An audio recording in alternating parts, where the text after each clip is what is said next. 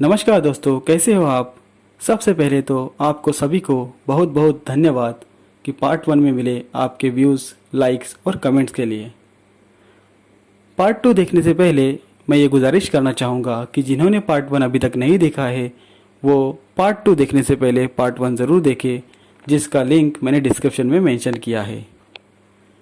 जैसे कि आपको पता है दोस्तों कि पार्ट 1 में हमने देखा पर्वत, उसकी व्याख्या, पर्वतों के प्रकार और विश्व भर में पाए जाने वाले मुख्य पर्वत।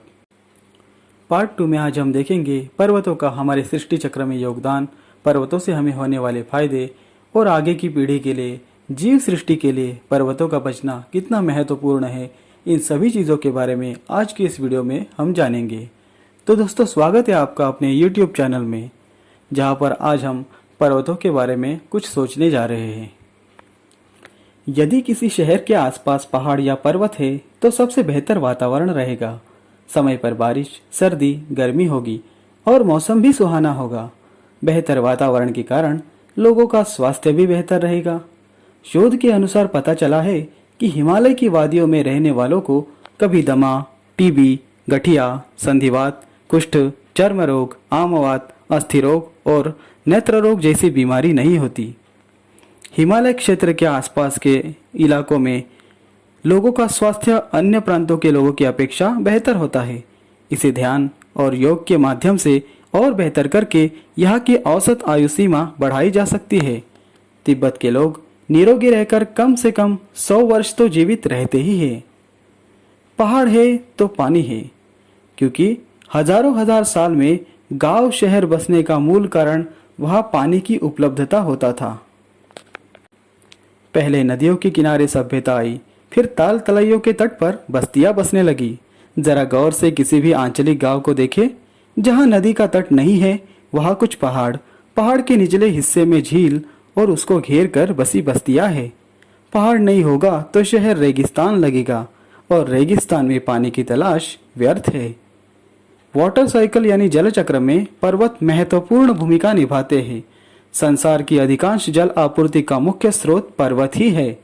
पर्वत बहती हुई हवाओं का दिशा परिवर्तन तो करते हैं, साथ ही उचित दबाव स्थापित कर हवाओं को ऊपर की ओर धकेलते हैं, जहां वे बादलों में परिवर्तित होती है और वर्षा, हिमपात करने में सफल रहती है।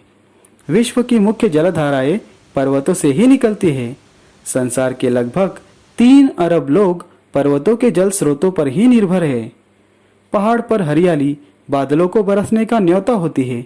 पहाड़ अपने करीब के बस्ती के तापमान को नियंत्रित करते हैं और अपने भीतर वर्षा का संपूर्ण जल संरक्षित कर लेते हैं। इससे आसपास की भूमि का जल स्तर बढ़ जाता है। पहाड़ों में जमी हुई बर्फ बसंत और गर्मियों के मौसम में पिघल जाती है और बस्तियां, कृषि और उद्योगों के लिए आवश्यक पानी उपलब्ध कराती है। वास्तव में अर्ध शुष्क यानी आधे सूखे और शुष्क यानी सूखे क्षेत्रों में लगभग 90% नदी पहाड़ों से ही तो आती है। पहाड़ों से आने वाला पानी भी पन बिजली यानी हाइड्रो इलेक्ट्रिक पावर का स्रोत है। पहाड़ों में जमा हुए पानी की वजह से ही कुएं, कुंडियों, तालाबों और नलकूपों में भरपूर पानी रहता है। किसी पहाड़ी कटने के बाद इलाके के भूजल स्तर पर असर पड़ने, कुछ झीलों, तालाबों आदि का पानी पाताल में चले जाने की घटनाओं पर कोई ध्यान नहीं देता। क्या किसी वैज्ञानिक ने इसकी जांच की है कि पहाड़ों के कटने से भूकंप की संभावनाएं भी बढ़ जाती है? झरने भी पहाड़ से ही गिरते हैं, किसी इमारत की मंजिल से नहीं। पहाड़ हवाई शुद्ध करता है तो भूमि का जल स्तर भी बढ़ता है। पहाड़ के कारण आसपास चारागाह निर्मित होता है तो वन्य जीवों को भी प्रचुर मात्रा में भोजन मिलता है। पहाड़ है तो जंगल है और जंगल है तो जीवन है। पहाड़ कई चमत्कृत करने वाली जड़ी बूटियों और औषधियों का खजाना है। ऐसी कई जड़ी बूटियां और औषधियां हैं जो पहाड़ों पर ही उगती है। आयुर्वेद की सबसे महान खोज च्यवनप्राश को माना जाता है, पर शायद ही कोई यह जानता होगा कि च्यवनप्राश जैसी आयुर्वेदिक दवा धौसी पहाड़ी की देन है और धौसी पहाड़ी हरियाणा और राजस्थान की सीमा पर स्थित है। उत्तराखंड, सिक्किम, हिमाचल, जम्मू, कश्मीर, लद्दाख, अरुणाचल, नागालैंड आदि मनोरम पहाड़ी क्षेत्रों में विश्व की कई दुर्लभ जड़ी बूटियों के साथ ही दुर्लभ वन्य जीव भी पाए जाते हैं, जैसे कि पांडा, हिम तेंदुए, पर्वतीय गोरिल्ला और चश्मा पहने हुए का आभास देने वाला भालू। इन सब पशुओं की बहुमूल्य जातियां पर्वतों की देन है तथा हमारी पृथ्वी की अमूल्य धरोहर है। पर्वतीय क्षेत्र धरती की सतह का लगभग 24% यानी 24% भाग होता है, जबकि संसार की 1/4 जनसंख्या यानी 25% 25% पॉपुलेशन पर्वतीय क्षेत्रों में मतलब पर्वत तथा उसके आसपास की जगहों में रहती है। पर्वत प्रकृति की सबसे सुंदर संरचनाओं में से एक है। राजसी, ठोस, जो आकाश के खिलाफ खड़े हैं और ऐसा महसूस कराते हैं मानो वे पूरे देश को अपनी छाया में पकड़ सकते हैं। वे मनोरंजन, संसाधन और कृषि के स्रोत हैं। उत्पादन के लिए पर्वतों की ढलानें पर्याप्त स्थान प्रदान करती है। विकासशील देशों में लकड़ी का ईंधन पहाड़ की बस्तियों में ऊर्जा का प्रमुख स्रोत है। माउंटेन वुड का भी कई तरह से इस्तेमाल किया जाता है। पर्वतीय क्षेत्र की चट्टानें अपने गर्भ में बहुमूल्य धातुएं तथा खनिज पदार्थों का भंडार संजोए हुए हैं, जैसे कि सोना, चांदी, तांबा, लोहा, जस्ता इत्यादि। मानव की इन्हें पाने की लालच ने पर्वतों को छलनी कर दिया है और दुख की बात यह है कि मानव की इसी लालच की वजह से आज पर्वतों का अस्तित्व खतरे में है।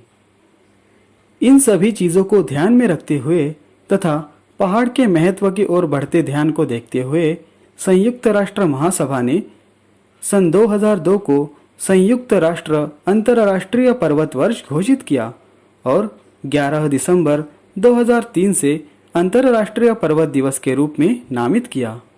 हर साल यह दिन 11 दिसंबर को एक विशेष थीम के साथ मनाया जाता है।